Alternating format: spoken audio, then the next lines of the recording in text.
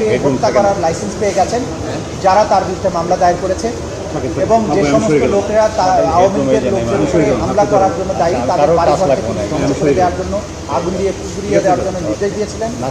এবং তিনি হুমকি দিয়েছিলেন যে সমস্ত অফিসার যারা এই তদন্তের সাথে অথবা বিচারের সাথে জড়িত, তাদেরকে তিনি থ্রেট করেছিলেন যে তাদের তালিকা তৈরি করা হচ্ছে এবং তাদেরকে ভবিষ্যতেও চাকরি করতে হবে, এটা যেন তারা মাথায় রাখে।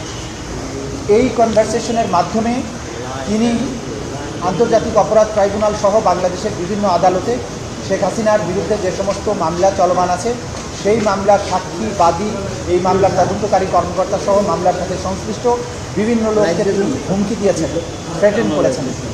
এর দায়ে আমরা আন্তর্জাতিক অপরাধ ট্রাইব্যুনালের 11(4) ধারা অনুযায়ী আন্তর্জাতিক অপরাধ ট্রাইব্যুনালে আদালত অবমাননার অথবা আদালতের কার্যধারাকে বিঘ্নিত করার জন্য আমরা আবেদন করেছিলাম।